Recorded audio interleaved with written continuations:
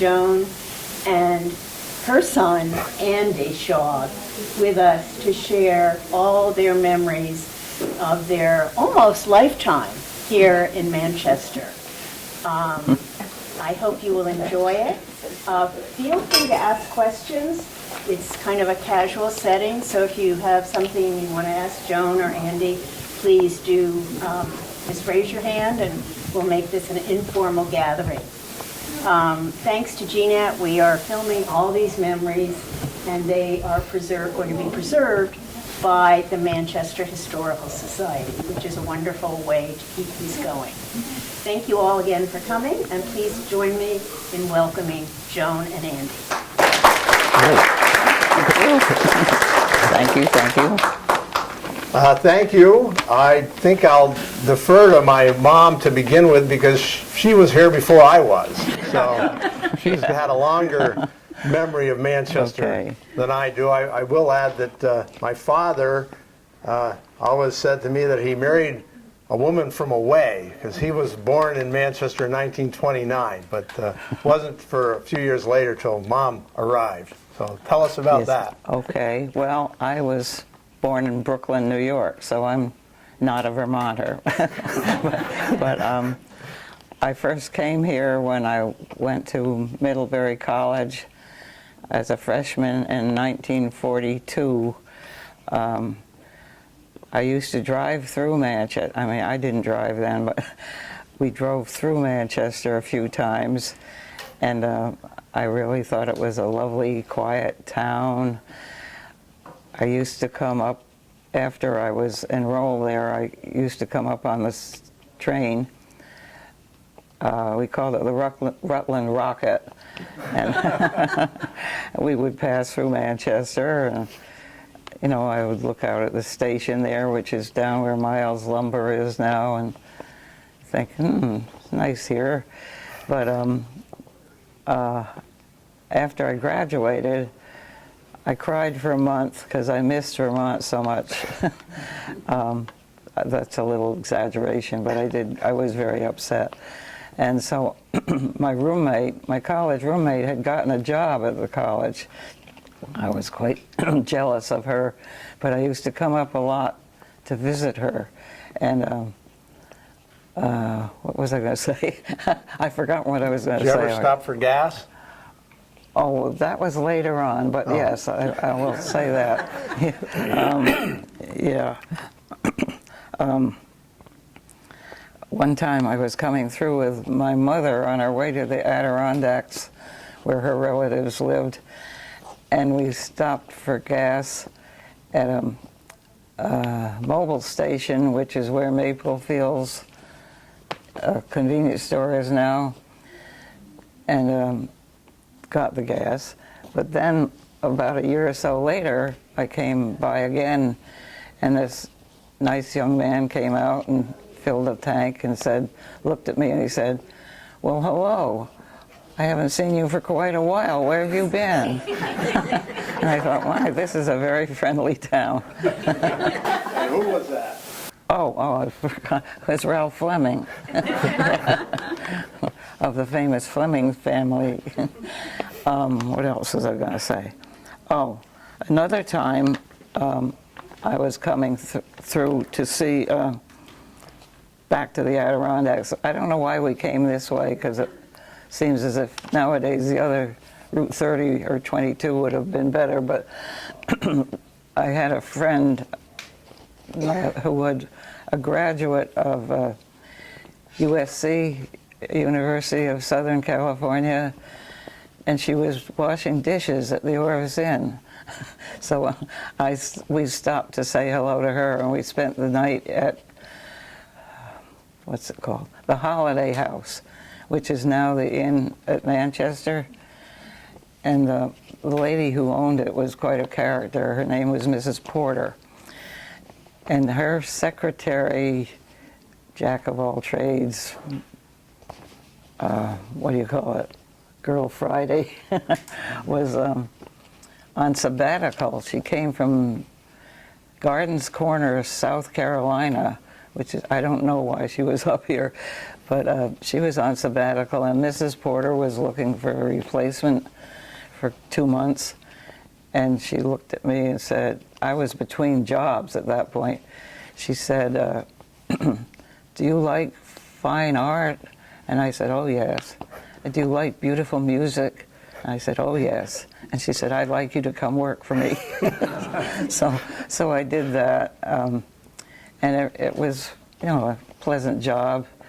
But the worst part was she went, I think it was Thanksgiving, she took off, went to see her family somewhere else, and left me in charge. And there was a handful of guests there.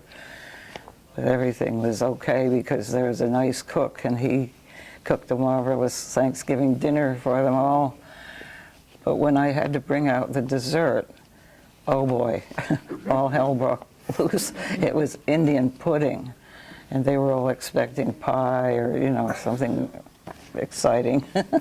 Anyway, after that, I got a job here. I decided I'd stay, and I got a job working for Jim Campbell, Eddie Campbell's father, the lawyer. I had been a law secretary in New York, so it was, you know, it fit. And our office was the same place where Ed's is now. I could look out over the main street, not a tree. There wasn't a tree on the street then. But it was fun because I could always see what was going on, especially in the spring. It was about this time, I think, the marching band would come out from school, I guess. Mm-hmm. And I think at that time they had other people in it, not all school kids, but townspeople who played instruments. I think Sally Treat was one of them.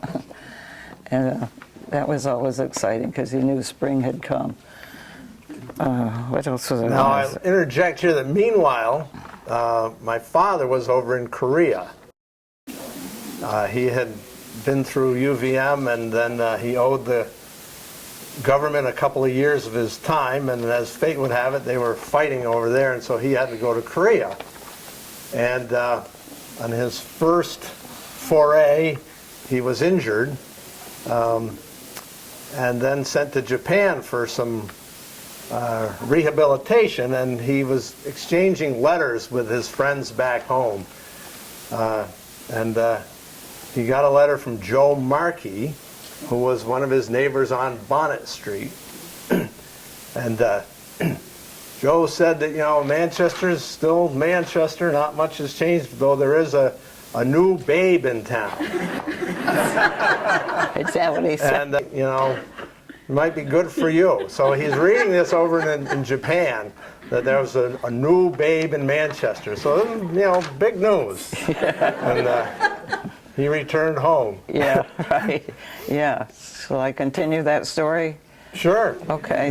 So, when I had a bullet nose Studebaker convertible, cream-colored with black canvas top and red leather seats. It was quite spectacular. I wish we'd saved it.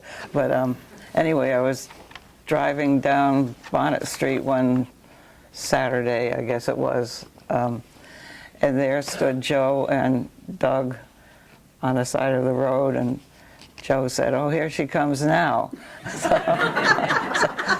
So they stopped me, and we talked for a minute. We got introduced, and Doug said to me, "Would you like to go out tonight?"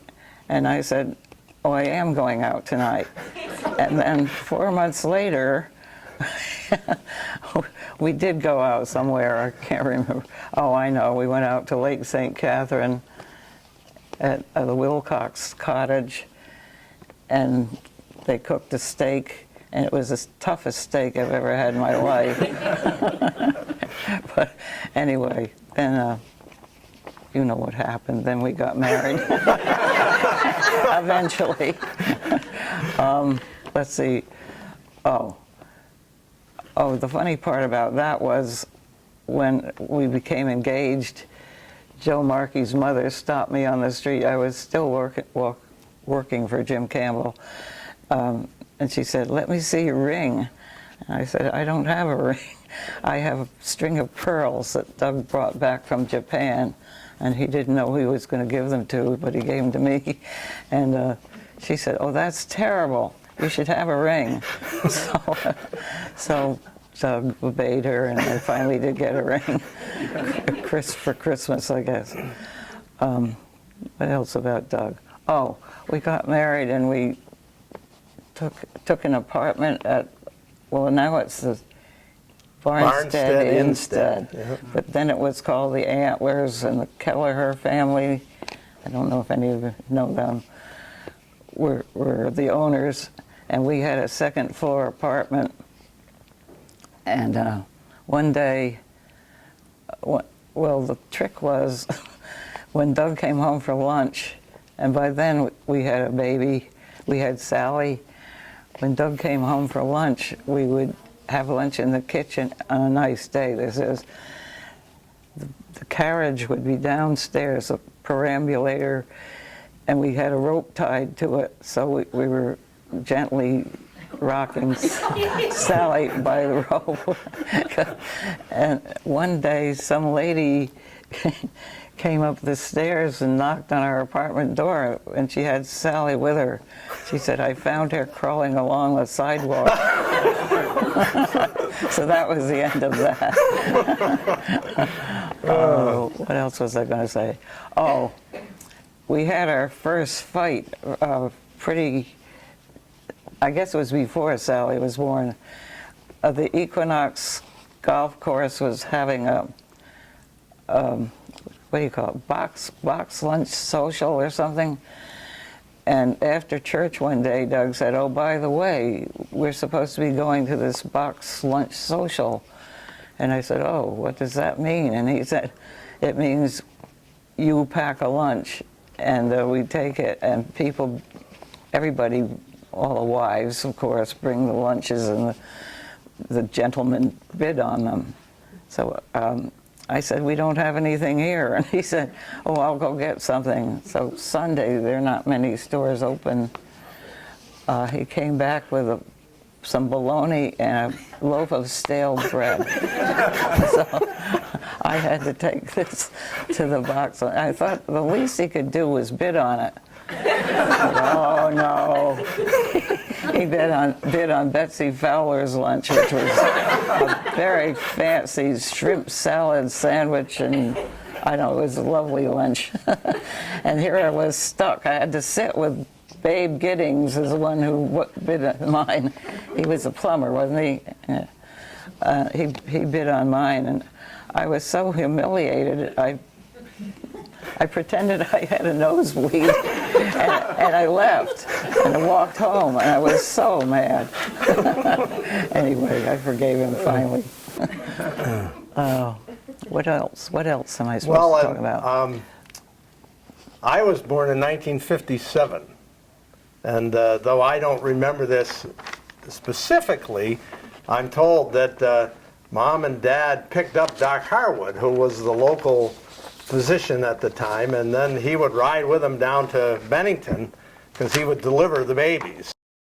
So, and you know, if any of you remember Doc Harwood, you know that he probably was pretty full of a lot of anti-communist rhetoric, and was filling the car up with that. And as Mom told me the story, Dad kept, talking with Doc Harwood, who was in the back seat, and he would drive slower and slower, and she would rather like to get to Bennington. So they finally did make it, and I came along, and shortly thereafter, my folks moved over to Cottage Street and bought the house on Cottage Street and moved out of the apartment. Now that there was a third child on the way, I was the second, and the third one was on the way, so the apartment was going to be too cramped for that, and they took the plunge into home ownership over on Cottage Street.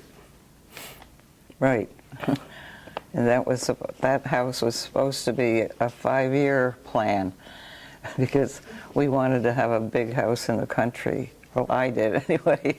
But and Doug thought this house was too small that we bought from the Noraths. Bill and Elaine Norath. And he was, I think he was the postmaster at that point. Anyway, Cottage Street was a wonderful place to bring up children.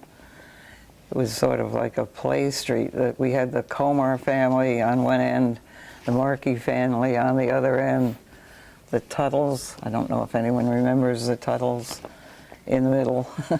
Anyway, it was a great place to bring up a family. All with lots of kids. You know, there was 7 Comars, 4 Markeys, 5 Shaws, Kilburns, the Camerons. 4 Tuttles. Yeah. So it was a teeming with kids back in the day. And the music teacher, Aunt Jenny Griffith, was the music teacher at the Manchester Elementary School, much beloved music teacher. So Halloween, Cottage Street was where all the kids would come. Much like Carlin Street is today. They all go down to Cottage Street, but back then Cottage Street was like ground zero for Halloween.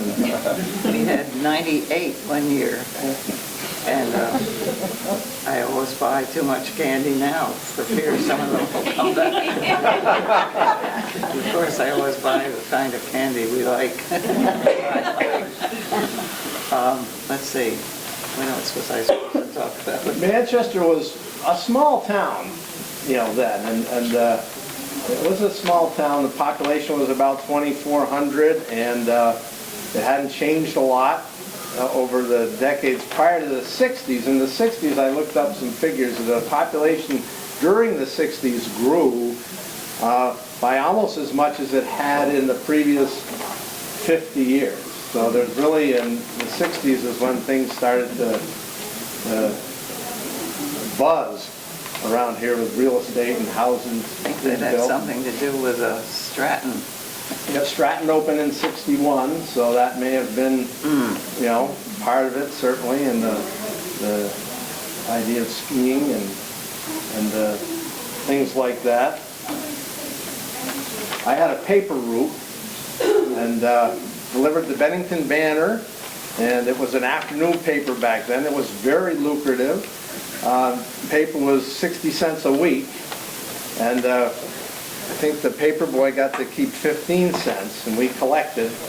You know, every Saturday we'd collect, because on the Saturday it came out in the morning. So we would collect, and we'd get to keep a little money, and the customers would customarily give you 75, since it was, you know, rounded up a little bit, a little tip. So really you're getting 30 cents per customer a week. So very lucrative, and I was stashing that away.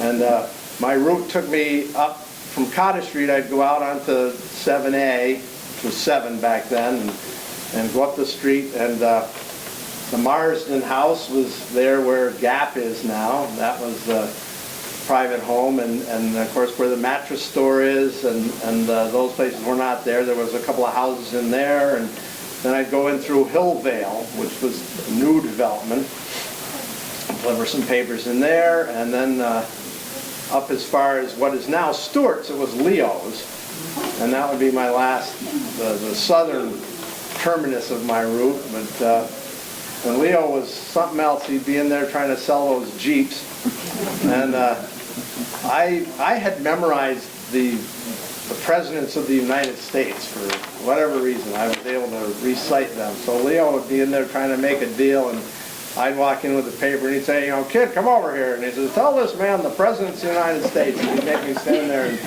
list them off, and open to that one. And then he'd turn to the guy and say, now buy this son of a bitch.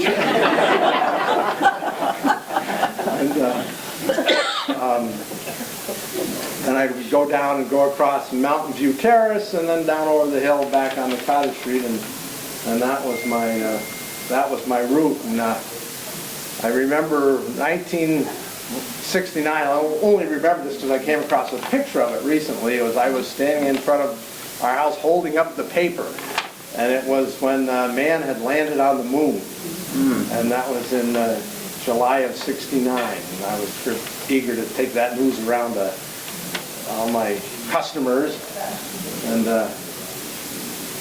due to the wonders of newspapers.com, I actually was able recently to go back and find that paper and look at it. And what I had kind of forgotten was the same weekend that man landed on the moon, Senator Kennedy landed his car in the Chappaquiddick Creek. And so that was the other big story that was filling the paper at that time, the scandal.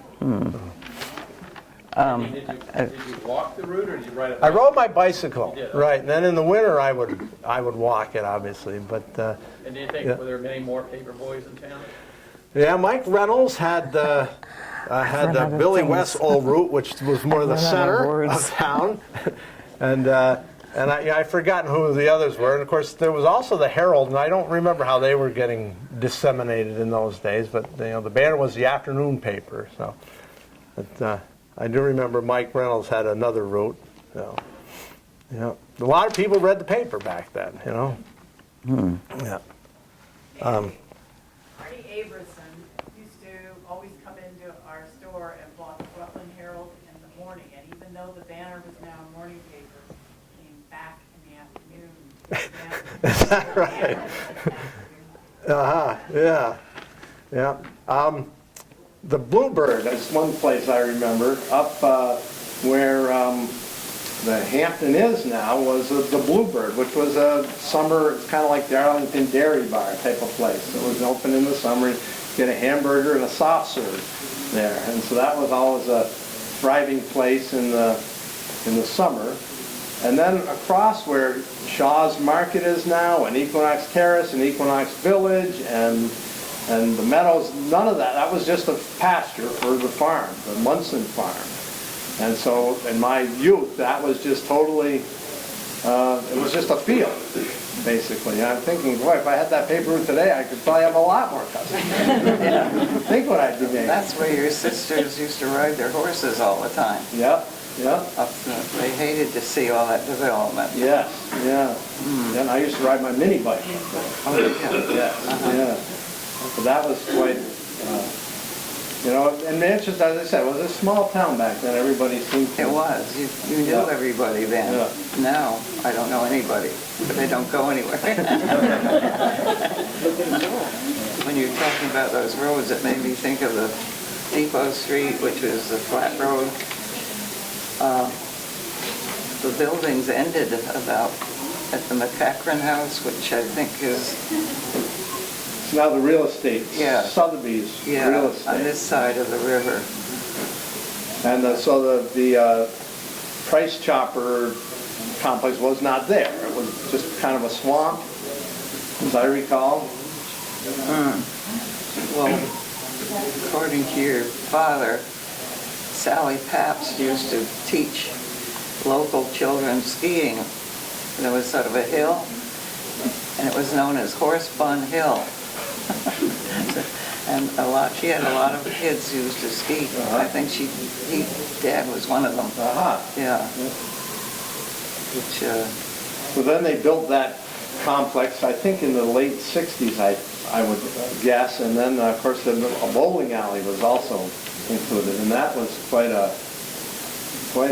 lively place. And there was leagues every night, and everybody was bowling. yeah, lots of leagues. Yeah. It was the bar mainly. It was the bar. Yeah. Why did it close? I don't remember. Nobody wanted to bowl anymore, I guess. Maybe. That's in the early 80s still. Yeah.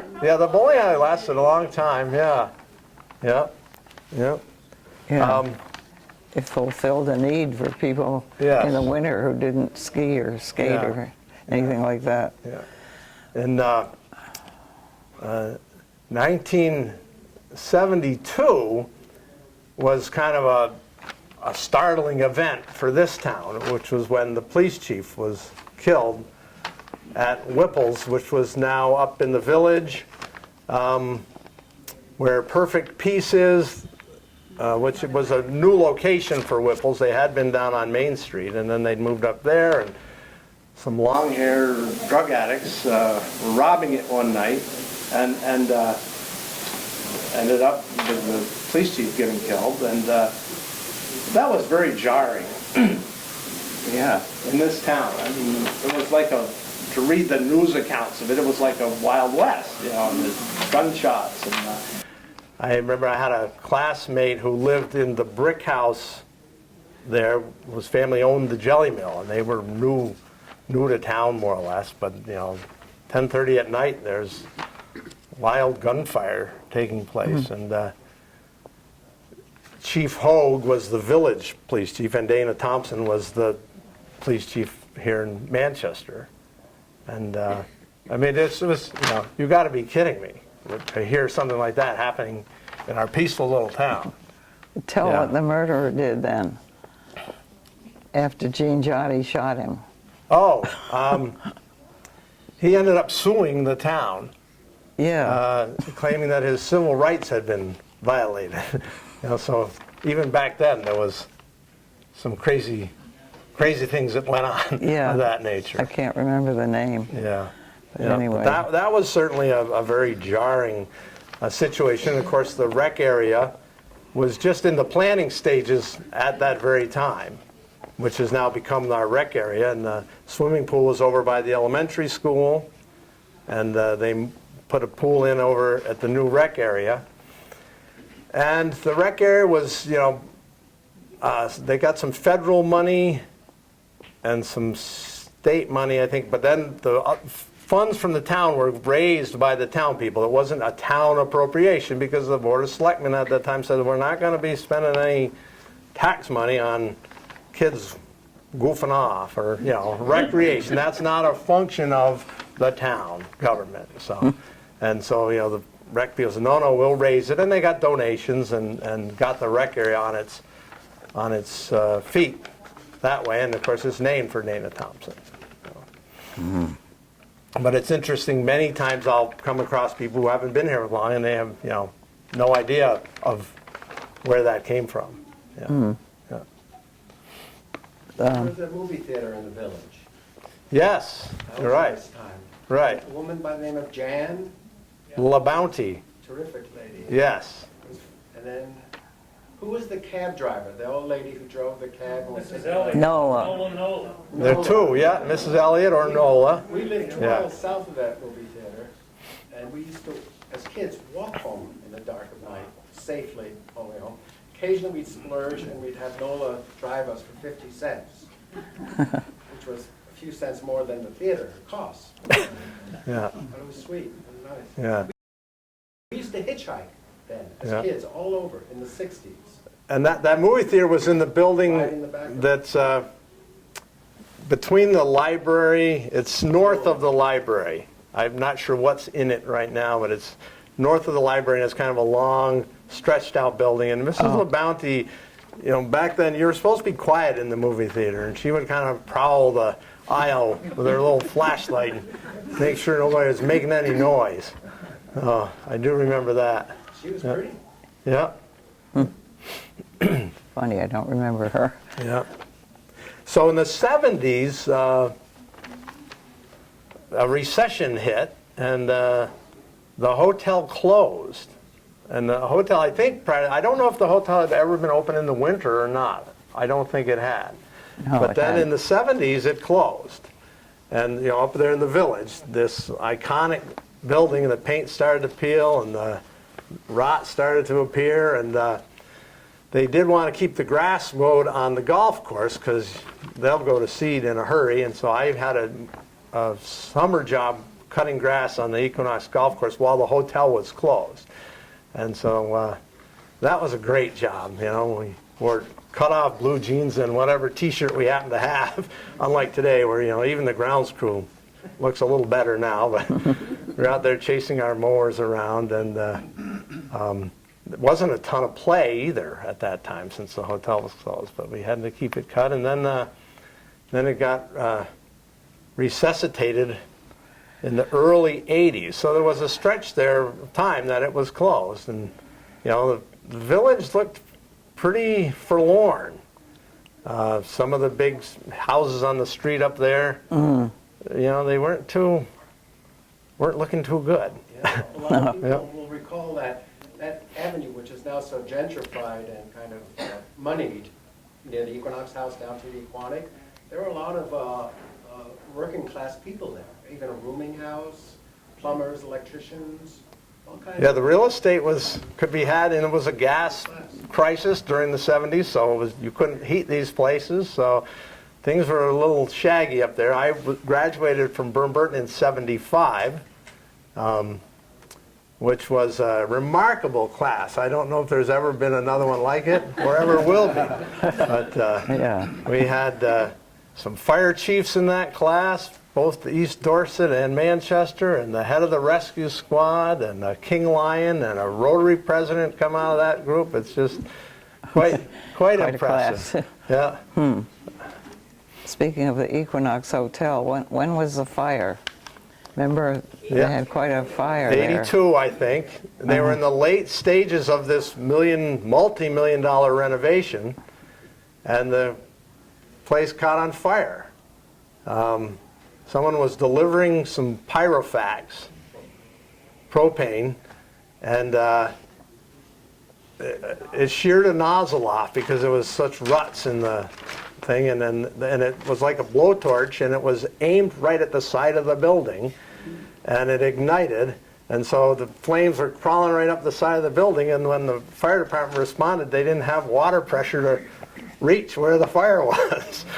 So they couldn't shoot it that high. So it became quite a conflagration, and fire departments came from all over, and half the town reported up there to watch, and they finally put it out and set about redoing the work they had almost completed, and resuscitated the place. Andy's father was on the fire department then. He loved that fire. That was a lot of fun. Grub Bourne will tell the story that he'd been on the fire department for some years, and he walked up to Grub, who was talking to someone from the hotel, I think, and he said, "This is the one I've been waiting for." Which really isn't a good, No, it's not. It's not the proper way to put it, but. Yeah. Selling insurance then? Yeah, oh yes, he was selling insurance, but we didn't. That wasn't our account, which made it all the more okay. Joe Fowler's, Yeah. I think. Yes, yeah, yeah. So are we out of news? I don't know. Do you have any memories of Bromley or GIST or anything that you were going to talk about? Who said that? Betsy, your daughter. This is my sister over here. Oh, I have memories. I should tell. Well, now that seeing you. So I had 3 sisters to begin with, and myself, and Mom became with child again when I was about 8. And I'd look around the table, and it'd be Dad and I, and then 4 girls. So they had us outnumbered. So I said, "Dad, don't you really think we need another boy?" And he agreed, and I actually made him promise that it would be a boy, not knowing that much about how these things got controlled. And we got to, when they had to go have the baby, we went up to Mrs. Hagera's, who was up on East Manchester Road, and she used to babysit. And that was a real treat, because living on Cottage Street, we had to walk to school. And but when we go up to East Manchester, we get to ride the school bus. And since we didn't ride it regularly, it was fun. The bus would come, you'd get out there, you'd see it coming. Earl Pierce, behind the wheel. And I loved riding on that school bus. I thought that was really fun. And I'd swear he'd go around some corners, it felt like he was on 2 wheels. He probably wasn't. But anyways, long story short, the day that Betsy did arrive in December of 1965, and my father showed up to break the news that it was a girl. And I burst into tears. And I says, "Dad, you promised." And he started to cry, too. Yeah, I think he cried too. Oh, boy. So she actually became quite a tomboy, and ended up going to the Olympics in 1998. Yeah, so she was a good little brother and exceeded all our expectations. Yeah. So, yeah. So there. So Betsy asked about Bromley and the outing club. that was one of the first things I joined when I moved here, was the Bromley Ski Club. It wasn't outing club then. And I got asked to be the corresponding secretary, which didn't involve a lot, just sending out cards, you know, when there was a meeting. And I remember having a meeting at my own home in South Dorset at that point. Before you were married, obviously. Yeah, that was before. And Sally Pabst was there, and Stu Gilbert, Dick Finley, I can't remember who, and we were talking about starting a junior ski program. I think it was the beginning of GISP, which took off quite a bit. And I went to a lot of races because Betsy was racing. Was that the ski club race, or what was that? Anyway, I ended up getting a job in the timing shack, which I found to be terribly nerve-wracking because we had these machines called Heuers, H-E-U-E-R, that would be timing. As the minute they went through the gate, the machine would start clicking, and then when they were halfway down, the other machine would start clicking because there was another skier coming. And I was very nervous every time I did that, but it worked out usually pretty well, unless somebody crashed and the other person passed them. You know, it was sort of hard to operate. It's like patting your stomach and rubbing your head, I think. But that was a lot of fun. We gate kept at some races before this, and one time a little racer, I think she was around Betsy's age, 12 or 13, little Tootsie Roll. I can't remember her name. Julie Furtado. Who? Julie Furtado. Oh, Julie Furtado, yes. She missed a gate and she was climbing back to get to it to go through again, and she was swearing like a truck driver, and I was quite shocked. And Dr. Alban Coughlin, the psychiatrist, was all excited. He said, "She's venting, she's venting." Anyway, a lot of happy So thoughts. we had my sisters liked horses, and we had some horses over there on Cottage Street, and Sally's friend Sue Scribner had a horse also Yeah. over on School Street, and right, she had a paper route, didn't she? Yeah. Was she the Herald or the Banner? The Herald, right. Yeah. Yeah, and I think Sally and Sue once went over to the Quality Restaurant On their horses. One time and just tied them up out front, you know, went in for a soda. And, Yeah, they had parking meters then. Tied the horses. Sally used to ride her horse up to Burburton too, Oh, really? and the Pearls pasture. Oh, I didn't know that. I didn't remember that. So, that's most of my memories. What about the Five Flies?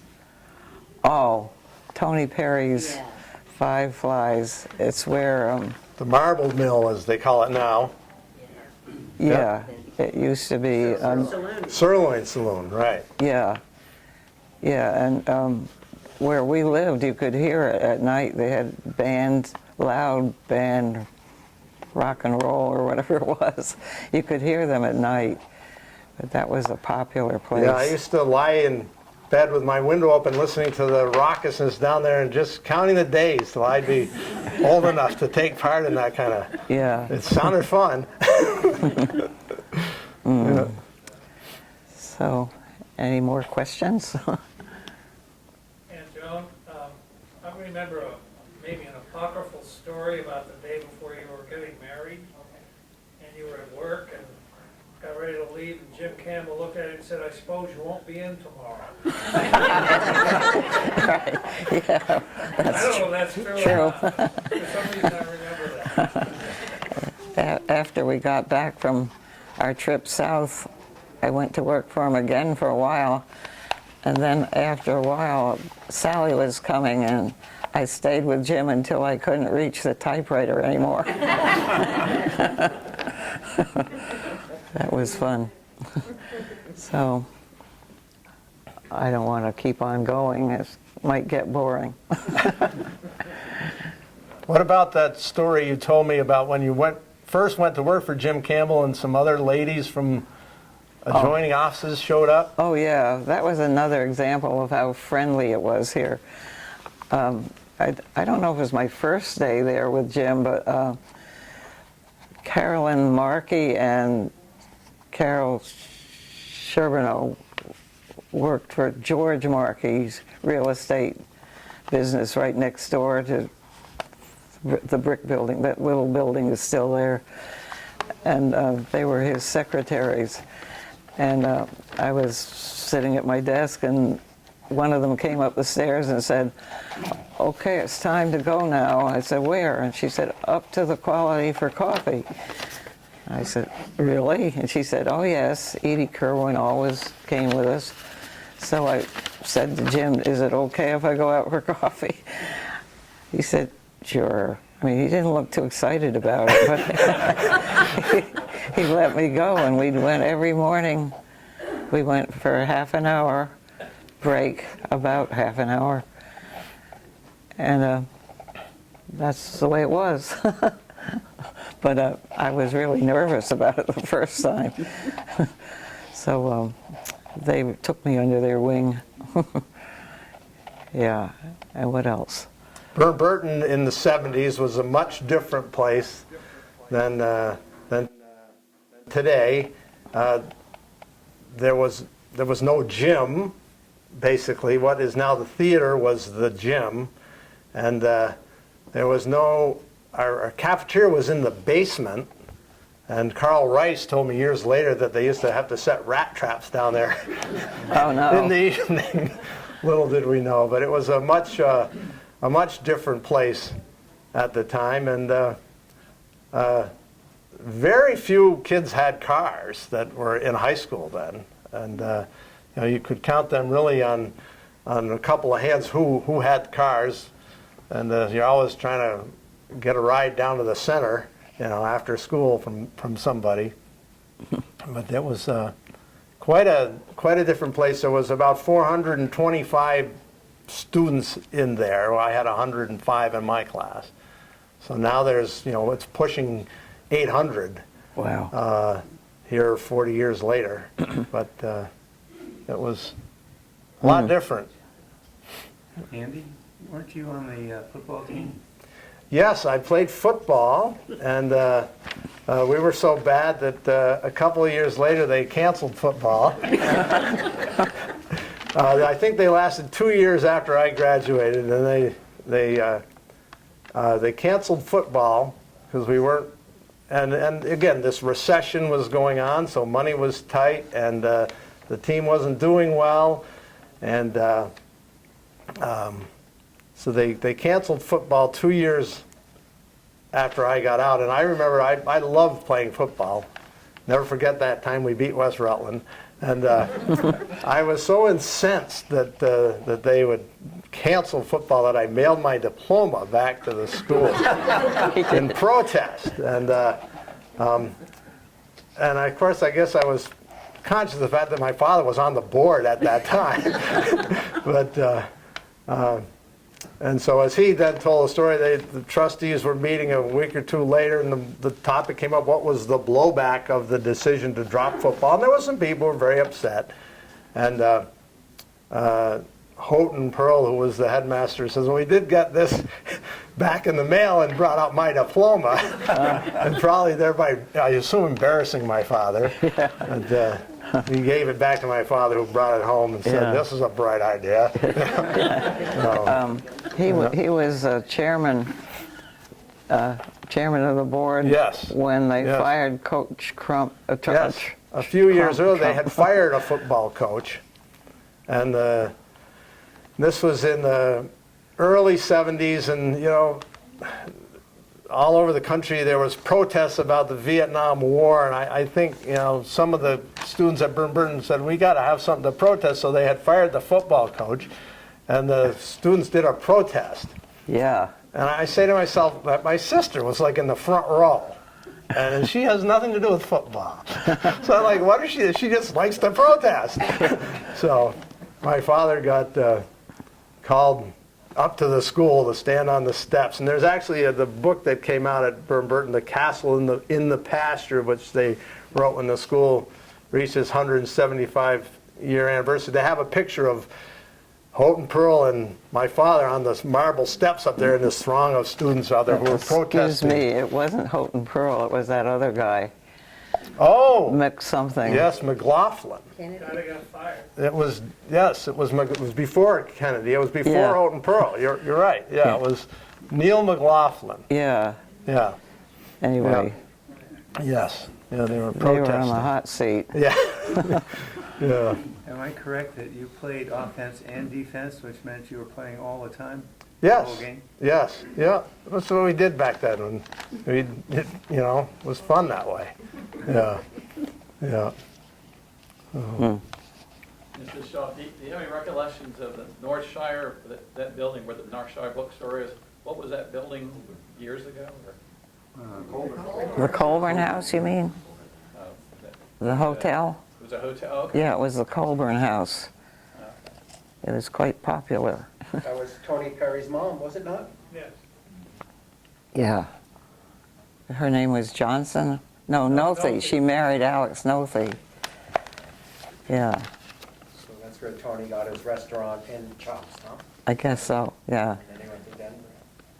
His father owned the Green Mountain Inn in Stowe, which is pretty popular still. He was quite a guy, Tony Perry. He was, yeah. Uh-huh. Famous bar in the hotel was the Knot Hole. Right. Yeah. The knothole. Oh, In the right, I Colburn remember House. that. Yeah.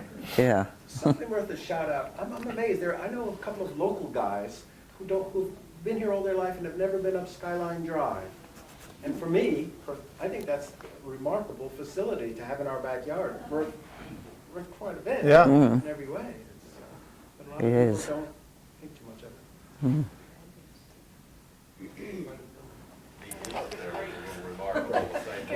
Yes, right. There was the inn on top of the mountain was, a prosperous place, I guess, at one point in time. And then I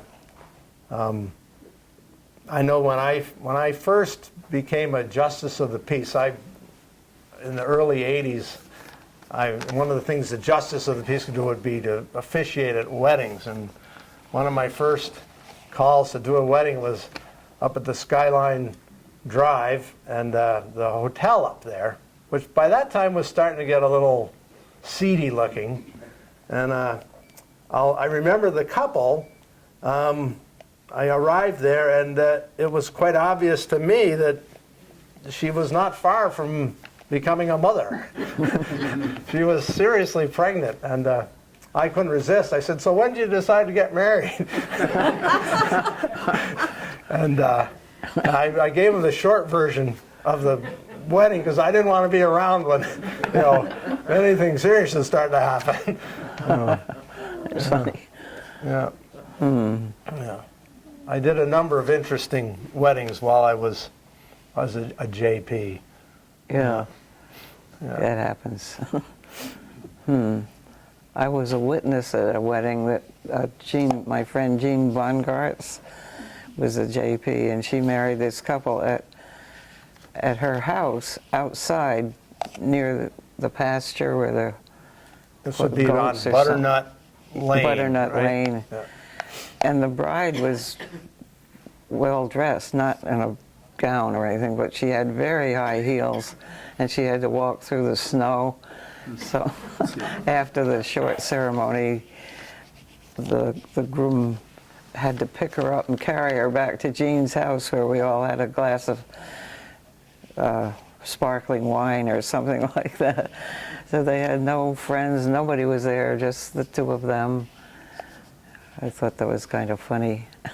Also in the around 1970 or late 60s, the idea of another golf course in Manchester was brought to the fore by Dick Bartholomew and several others, and my dad was part of that group, and they decided to establish the Manchester Country Club north of town.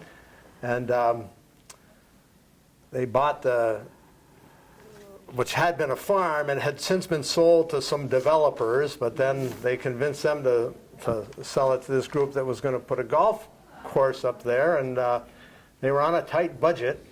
And I remember Dad, we'd come home when they were kind of running out of money, and they hadn't got the second 9 done, which was built in the woods. The front 9 was in the nice pasture land, which is close to Route 7, but the other 9 was, kind of cut out of the sugar woods, and Dad would say, "Oh, we're going to go up and have a picnic. We're going to go up to the new golf course and have a picnic." And we'd grab our little charcoal grill and head up there. And he said, "Well, while we're getting the fire ready to cook the hamburgers, why don't you kids go pick some rocks?" And we'd have work parties up there and picking the rocks out of the ground. And really, we didn't have to collect them. We just had to pick them out of the ground so that the paid crew can come and collect them later. But that was, just a little free labor. And certainly I as was time, in on one of those. Yeah. Rock picking. We missed a few rocks, I know, that were discovered later. But, And when the ice was on the pond, they used to go out and cut the branches that were sticking up through the ice. yeah. I remember that too. Anything else? I think I'm done.